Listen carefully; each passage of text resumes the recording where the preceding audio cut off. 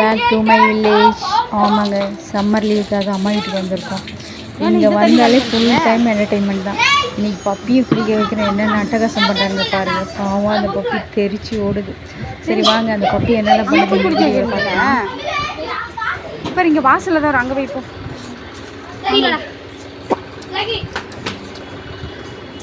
தண்ணியெல்லாம் ரெடி பண்ணிட்டானுங்க. பப்பியை பிடிச்சிட்டு வரானுங்க. இவர் தான் எங்கள் சின்ன அண்ணனோட செகண்ட் பையன்.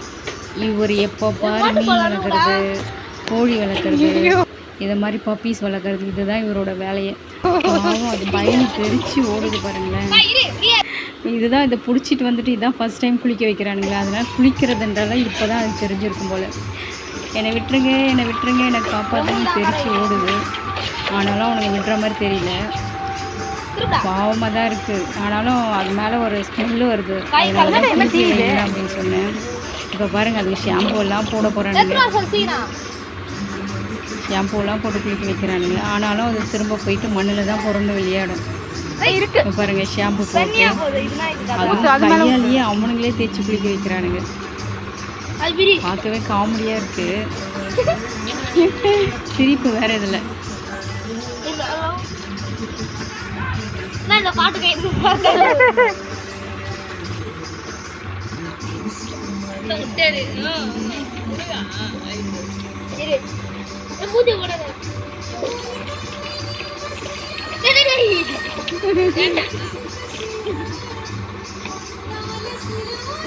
இன்னும் கொஞ்சம் ஷாம்பு போடு.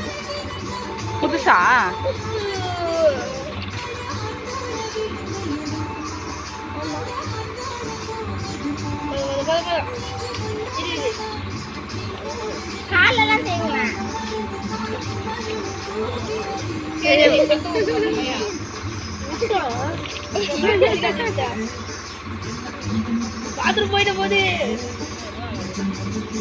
எவ்வளவு அழுக்கு இருக்கு பாரு அது மேல.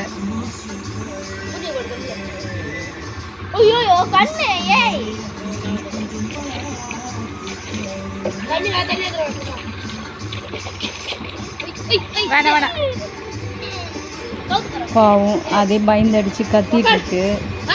போடிட்டுடா என்ன பண்ண போகுதுன்னு தெரியல. கடிச்சிட போகுது. ஃபர்ஸ்ட் டைம்ன்றதால ரொம்ப பயந்து வேற என்ன பண்றானுங்க பாருங்க.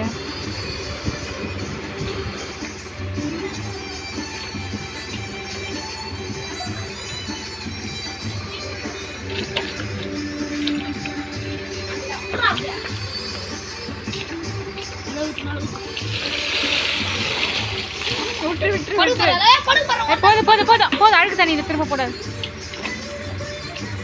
விடு விடு அப்படியே விடு. ஏய் விடு அது போயிடும். விடு வெயிலில் போடு. ஏன்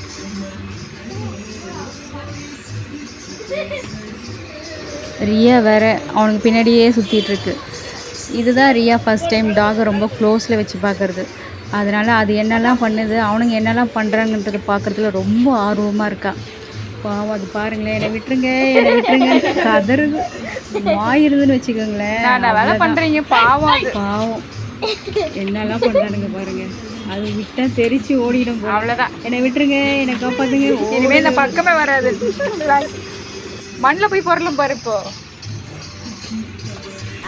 நடுவுல வந்தாலும் அது வாழாடிட்டு தான் இருக்கும். ஆட்டு தெரியுமில்ல வாழை வெட்டிட்டு உட்கார வைக்க வேண்டியதானே. அப்புறம் ஏன்டா நடுவெட்டு கொண்டு உட்கார வைக்கிறீங்க?